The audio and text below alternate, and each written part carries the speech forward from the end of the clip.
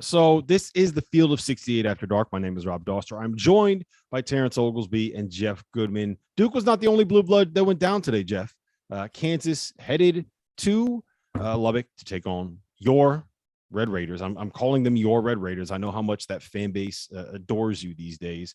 What was your biggest takeaway from Kansas going into Lubbock and taking a loss to a team that did not have I think you could probably say two of their three best players? Well, Kansas didn't have a couple players either because David McCormick didn't show up. And Remy Martin didn't really show up either, but he's at least got an excuse. He's hurt. He's hurt. You can see it. He's not moving well. But, David McCormick, you have no idea if he's going to show up or not, right? I mean, he was great against St. John's early this year. He's great against Oklahoma State, but he was a complete no-show for the most part tonight. And then the problem is, again, then you got to play Mitch Lightfoot a bunch. And Mitch Lightfoot really is a guy that on a really good Kansas team, on a national championship Kansas team, Mitch Lightfoot shouldn't be getting off the bench. And now he's playing meaningful minutes. And, to me, again, listen, nobody's writing off Kansas. They still have a chance to win 4 straight, maybe 6 straight, but I think 4 straight is far more likely.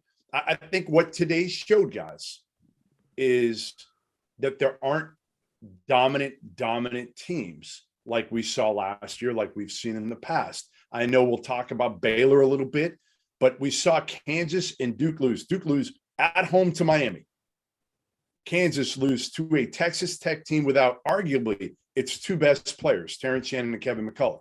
So those 2 teams, we're talking about them being in the top 6, and they both lost tonight to teams that they should not have lost to. Are we talking enough about Texas Tech? Are we talking enough about the Red Raiders? Hey, guys, it's not pretty. Yeah. Those dudes defend, though. Top 5 defense in the country. Yeah. And let me just say something to the people of Lubbock. Let me just say something to the people. Don't let these big city folk tell you that you can't go and win the Big 12. Don't you let them tell you what to do. I don't care if it's Austin, Boston, Philly, or Jersey. Don't let them tell you can't win big games without your best players. Those city folk don't understand you, right? In Lubbock, they could understand you very well. Yeah, I know. I had to reach out to my people. Now, Texas and Tennessee, that's pretty far. They had no idea. When I went to Lubbock 2 years ago, they had no idea what I was saying. Now they know what I'm saying now because they've been hating on me. But listen, I think what, Rob, has really surprised me the most when they hired Mark Adams at 64 years old, and we'll talk to Mark Adams here in a bit. I didn't think it was the right hire. I didn't think he was a guy that could take over this program. See, here's the problem with that. You want to know why I thought that Mark Adams was the right hire? Because that's the guy that all of the players backed. Terrence Shannon told them that he was going to leave if Mark Adams wasn't hired, right? But that's not always that. But it doesn't always work out. That might mean that he's a player's assistant coach too. Yeah, but here's the thing. This is not only is he the guy that all the players want there, but this is the guy who is who came up with that defense that allowed Chris Beard to make the run to the national title game. This is a guy who, do you know what Texas Tech is? Texas Tech is the JUCO of the Big 12. Do you think that's fair to say? They're the JUCO of the Big 12. And we talked to Mark about this. He won a JUCO national title. This is a guy that is a JUCO legend in West Texas, right? So that's why to me it was a fit. Now he's old. He's old. He makes you look young, which is saying a lot, right? But my concern was recruiting, Rob. My concern was recruiting, and you know what? The transfer portal changes everything. Absolutely everything. So he brought in a staff that I just wasn't sure if those guys were going to be able to recruit at the highest level. Barrett Peary had been at Portland State as a head coach. You brought in Corey Williams, I think. I just didn't know. But again, when you go to the portal, it is very different because kids are making decisions, especially the portal in a pandemic. They're not even visiting.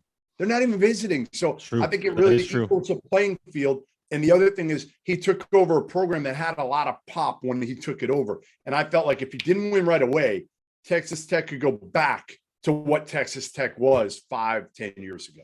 Well, Texas Tech right now is 11-3 on the season. They just knocked off Kansas 75-67. And the man of the hour, Mark Adams, was kind enough to grace us with his presence earlier on tonight.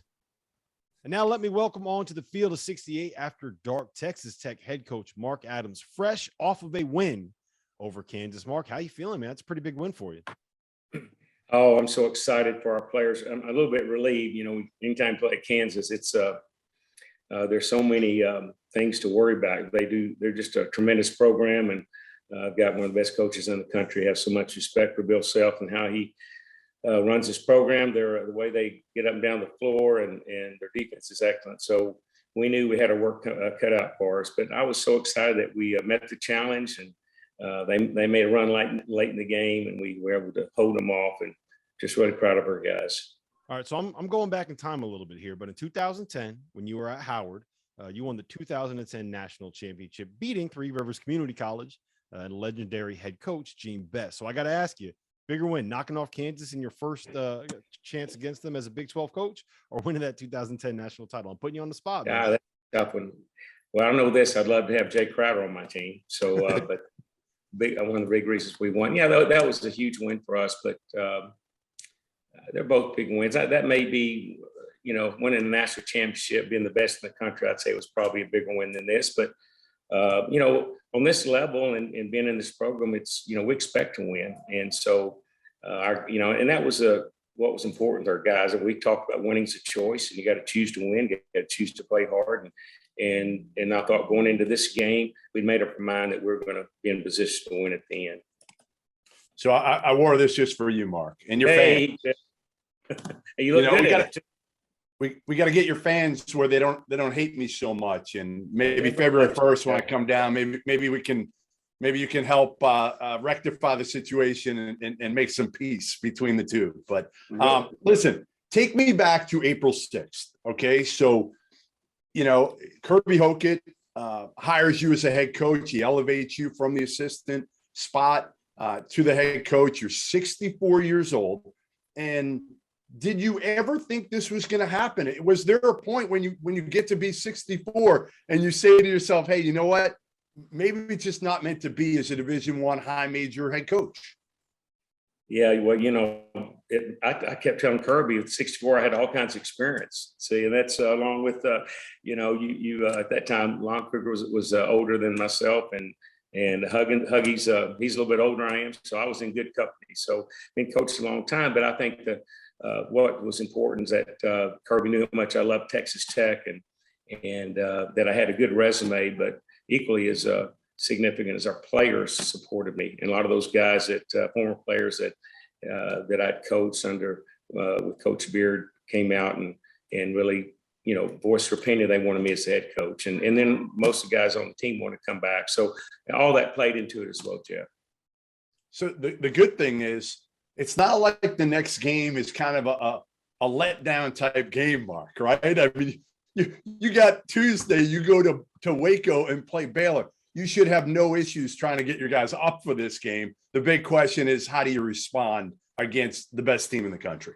Yeah, my complaints with the Big 12. I started out, we didn't play Oklahoma State, then we had to go to Iowa State, that top 10 team, and then back with Kansas, another highly ranked team, and then go to Baylor, which is maybe as good as the team they had last year. So, this conference schedule is not favorable to us early, but we'll do like any coach does or should do. You just try to enjoy it today, and then get ready for Baylor and try to stay focused. Don't look back in your rearview mirror, and stay focused on today and try to win the day and get ready for Baylor. So I think the most impressive part about this win for you today, Mark, is you did it without two of your best players. Terrence Shannon and Kevin McCullough were not available today. What can you tell us about their status, and do you know when you can expect them back in the lineup? Yeah, they're day to day. I mean, we could see them both back against Baylor. It's just there's probably a good chance that Kev will be back for Baylor. TJ is still a little more uncertain where he is on his rehab, but possibly he'll be back in that game. And you talk about these two guys, we certainly miss them. We miss their leadership, but at the same time, it also makes a statement that we're a team and next man up. And I was just so proud of those guys stepping up and making big plays, not only here, but at Iowa State. So just love our team and love our attitude and our commitment to each other. And I think we're getting better every game. So excited about the progress we're making.